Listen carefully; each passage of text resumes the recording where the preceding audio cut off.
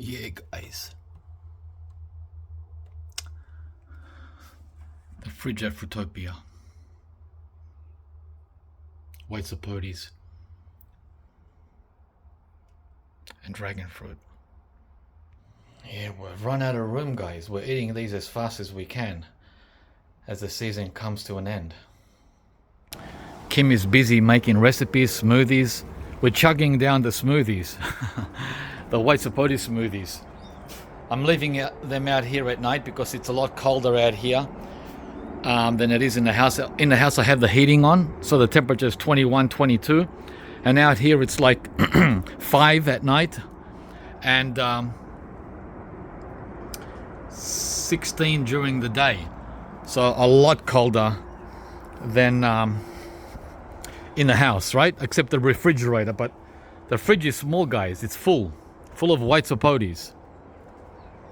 So everything can be a problem, from cold protection, not getting it done right, not getting it done on time, and then missing out, right, in parts that just can't be done. I mean, it can, but it's not easy. It's a lot of bloody work, mate, getting up there, putting extension poles and then hoops, and then climbing up onto my neighbor's roof or my roof and dangling over as an old guy trying to fit a cap on there. Not easy. So when you're 20 and 30 years old, you can do acrobatics, but when you're 60, you gotta draw the line. Yeah, we got some rain last night, which is pretty cool. But as I was saying, yeah, the white Sapote season is coming to an end. It usually ends between June, well, anywhere between June 1st and June 10, right? The first week of June. So there's another couple of bowls that I just harvested because they fall to the ground. This morning when I came out, there was 1, 2, 3, 4 splats, right? And I discarded them. So when I saw that, I went around touching, and all of these were gonna splat tonight because we've had some horrendous wind. So again, another issue is the wind, right? It's like you can't get a break from one thing or another. So now, oh, and these are the ones that are left. You got this cluster, you got this cluster, you got those, that one. Not much, maybe, well, this is a lot for the average tree.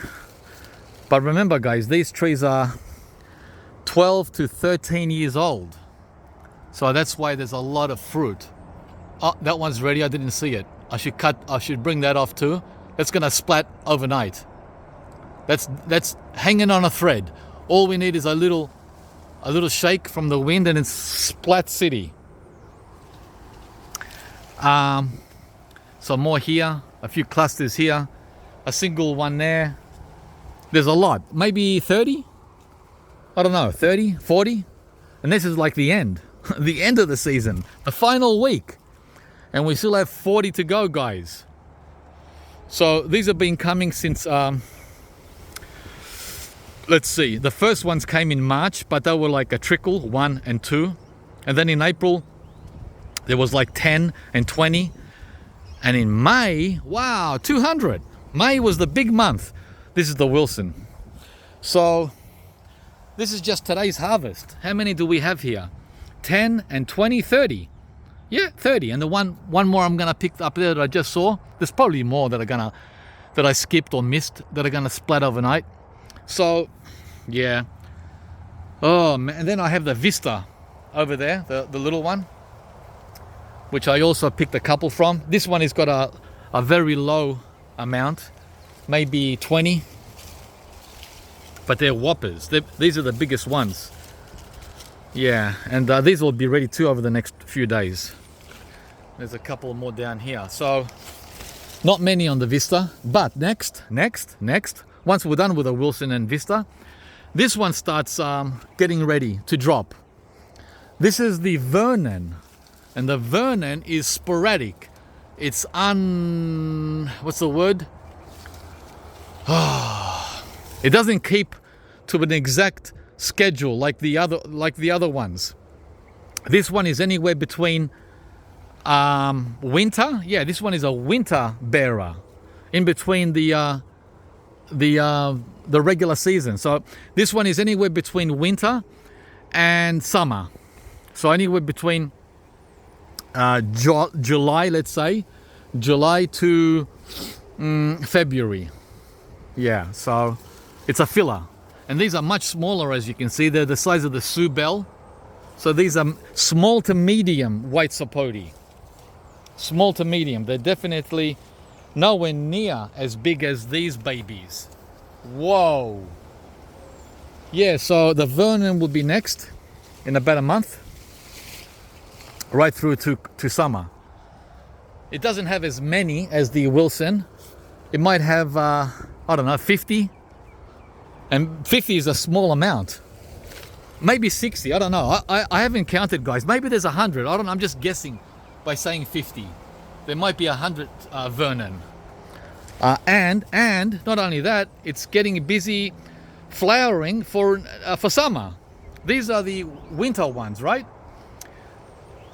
These are the summer ones, spring and summer. So all year round supply of white Sapotes in Melbourne. And then we have the black Sapotes. Once these are over, then this one starts. The chocolate pudding fruit, which comes in at the end of spring, early summer. So November to January. And there's about 50 on here. Yeah, guys, so once the trees get established in Melbourne, right, 10 years, when you're at the 10-year point, yeah, you got to be patient.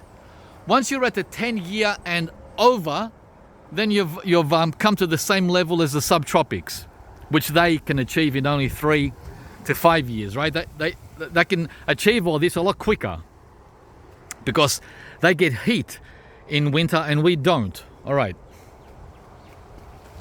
But as you can see, without heat in winter, we can still achieve what they can. It just takes longer, which means you need to be more patient. So I'm gonna take these in now. Oh. Whoa, this is at least 8 pounds, maybe 10 pounds, 4 or 5 kilograms. And this is the small bowl. It's a lot colder out here now in winter than in the house. So we can leave them out here, but the pests, you've got to cover them and cover them with something that doesn't blow away. We have pests and wind, right? Oh, I hate winter. Now, the average person in Melbourne would say, shut up. Be grateful. Look at all the fruit you're getting. Stop whining about the cold. Me? Go to Queensland. And then you'll see whiners. You haven't seen a whiner until you've met a Queenslander in winter. I'm telling you, we go there all the time and I can't believe the level of whining for the cold. Oh man, this is gonna need 2 hands to lift this. No way, no way. That's at least close to 15, 16 pounds, 8 kilos. Yeah man, it's heavy. Oh. Okay, let's see how much rain we got. It wasn't much, but you know, so, anything's better than nothing. Oh, that's not bad. That's about a litre of rainwater, right? Yeah, it's nothing. But guys, come on. And by the way, I prioritize who I give this to. I have to be very selective and very picky. Who's gonna get this golden nectar? It's golden nectar because we've been in a drought, guys. A drought for the last, well, let's say 3 to 4 months. Actually, it's been 6 months. But yeah. So yeah, I wonder who's gonna get that. Let's see. Let's see who's hiding out of the rain the most. And like I said, we had wind. The wind knocked over these prickly pear pots on the ground a few days ago and snapped off a pad. The wind. Look, clean cut, snap. So they're just sitting in the middle of the garden. without any reinforcement. So it's like, woo! Oh, my bucket the only bucket I have has got kaffir limes in it. Kim's been using it as a foot spa, and as you can see, look, after only 1 week in a bucket, they're starting to spoil because they can't breathe. There's no holes for this to breathe. So by the end of June, all these will be rotten if I don't take them out. Yeah, guys, 1 week, and it's already, well, actually that one might have been wet when I picked it from the ground. Yeah, so I need a bucket for the rainwater. That's right, I found an old bowl. That'll do. That'll do the job. And by the way, guys, I just want to take the chance to thank all of you who are supporting the channel, who have supported the channel and continue to support the channel over the years. Hang on, let me just put this into the bowl with 2 hands. Wow, perfect perfect size, just right. So and we're gonna take this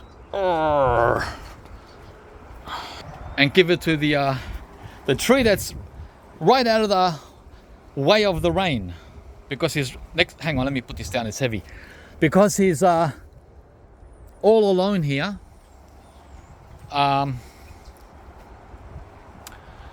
Underneath this massive pine tree from my neighbor, right up against the fence, literally 6 inches from the fence. I hope those trees come down someday. It's a little one and a massive one up there. So 2 pine trees, and yeah, and a little bambino here, a little one. So 3 actually. Yeah, this one is a baby. They all start off like that, and then they become as big as those. Anyway, so those big trees block the rain when the rain is falling sideways, as it always does here in Melbourne. So he doesn't get much rainwater at all, do you? Now this tree here is the, well, it's labeled white jabuticaba, or Oriana. I think I got this from Ross Creek. Yeah, I did. All right, so let's give him the golden nectar. The golden nectar. Here you go. It's all yours, buddy. Enjoy every drop. He's been in the ground now for about a year, and well, he's not very happy, but even so, he's always got these new shoots ready to open all over him, right, during the cooler season. So he gets really dry in summer when it's hot, when we have those 35 to 38 degree days. He doesn't like that kind of weather. Oh, and he's mostly in the shade, so that's a good thing, right? He only gets like maybe 2 hours of sun. 2 hours of sun tops all year. And there's that sun now as I come out from there. Yeah, it's lunchtime now, so 12 noon. And we hope to collect some more rain in the wheelbarrow. And they're the other jabos that I've had here for, gee, a year and a half now. 1, 2, and 3. 2 large leaf and 1 giant. Yeah. So, yeah, as I was saying before, guys, the only reason I sound like I'm whinging is because I prefer the sun, the heat, than the cold. But I'm not prepared to move to the tropics for that. And that's for 2 reasons. I've got all this that I've spent 25 years on, right? Almost half my life. And the second reason is, I don't want to start all over again, guys. I don't want to start from scratch. Even if I found an established property with fruit trees, it's still a lot of work to do to get it where I want it to be, right? This is already where I want it to be.